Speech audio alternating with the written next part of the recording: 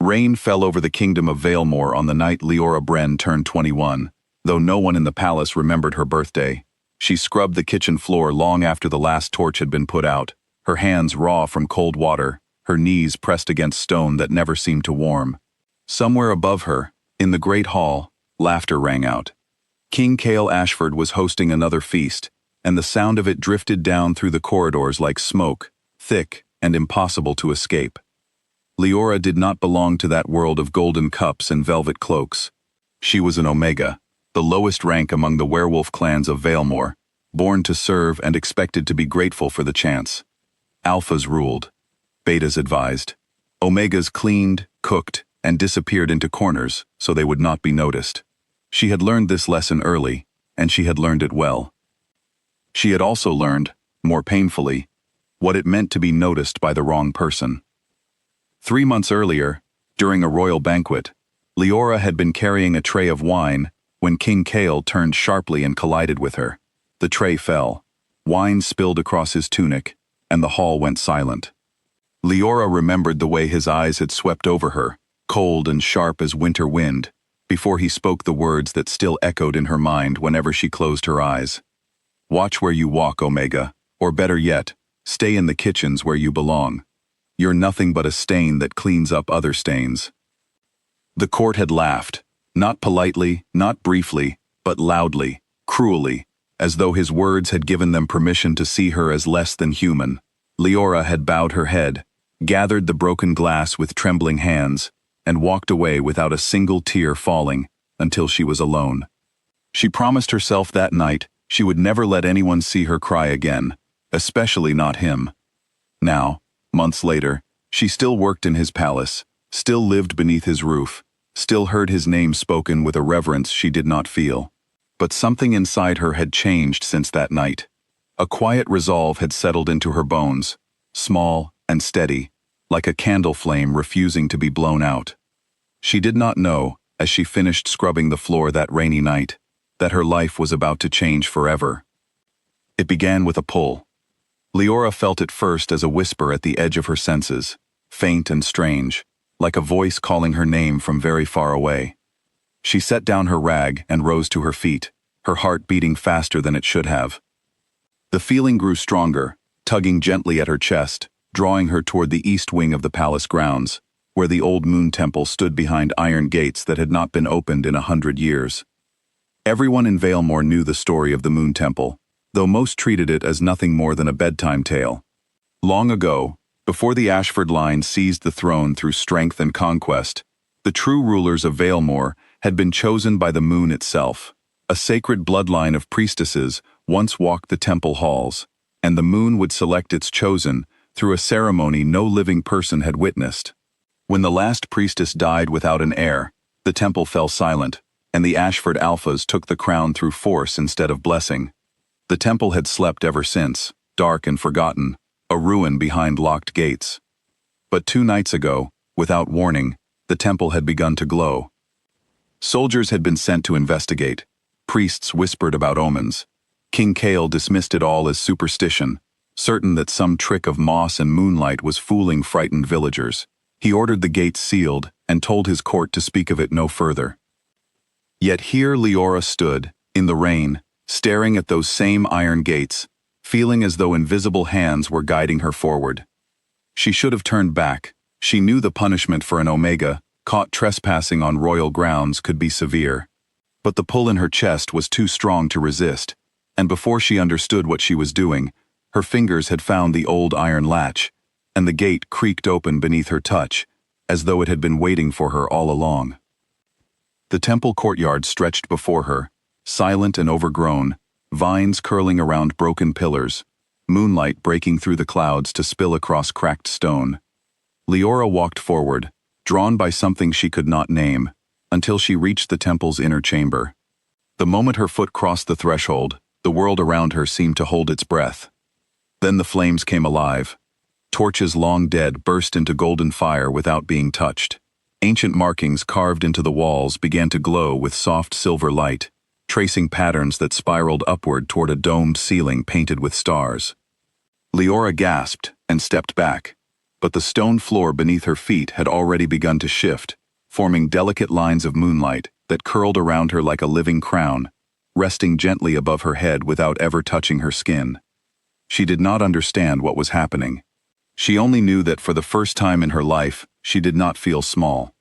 The soldiers who found her 20 minutes later stood frozen at the temple entrance, torches raised, mouths open in disbelief.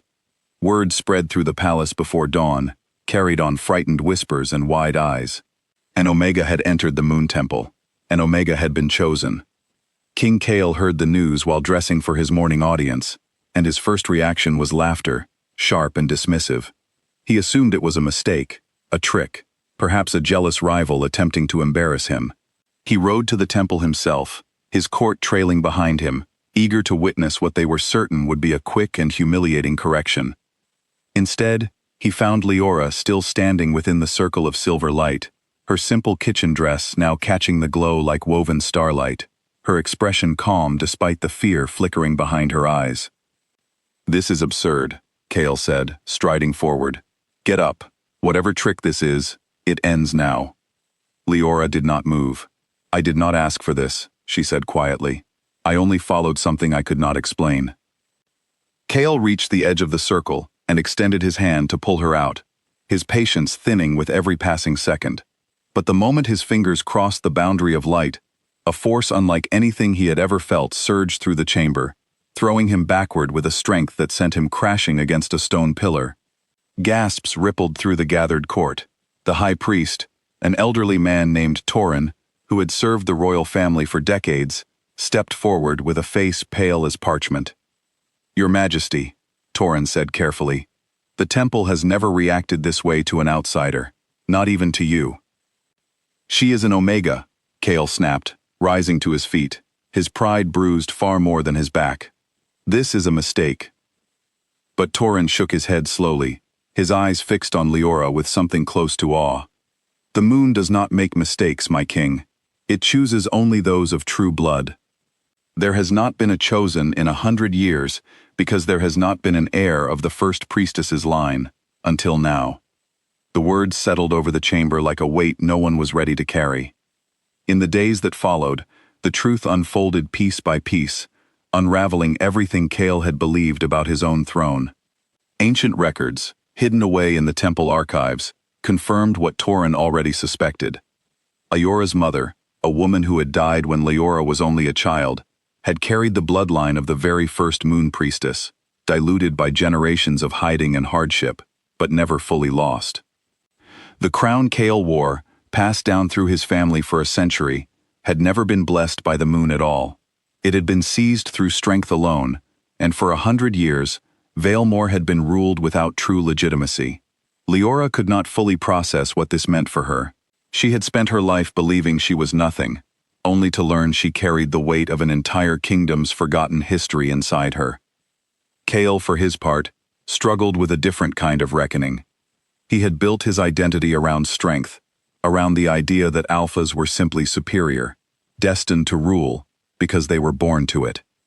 Now he was told that the throne beneath him had never truly been his, and worse, that the woman he had humiliated in front of his entire court held more rightful claim to it than he did.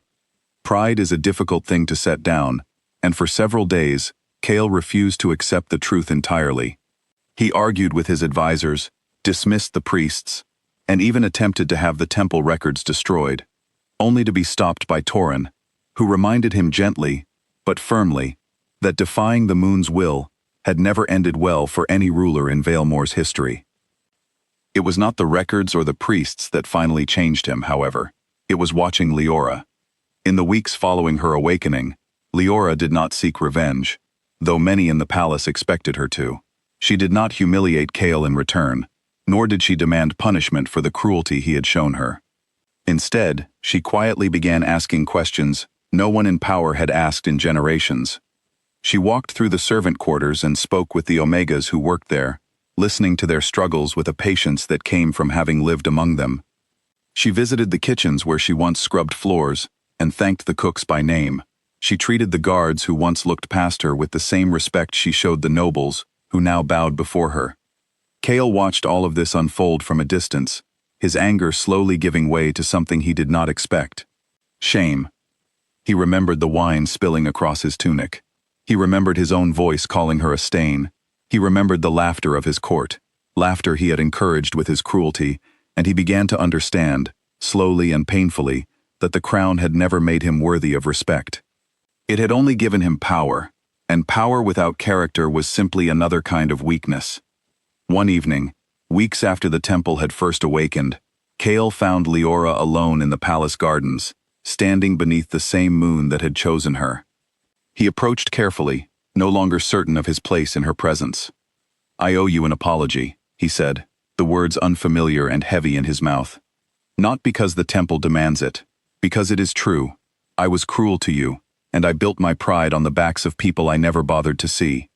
You were kind when you had every reason not to be, and I do not know how to deserve that kindness."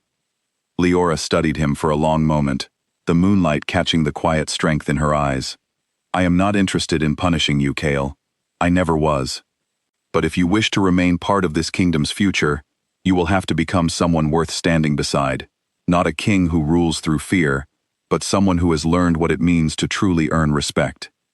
It was not forgiveness freely given, but it was an offer, and Kale understood the difference.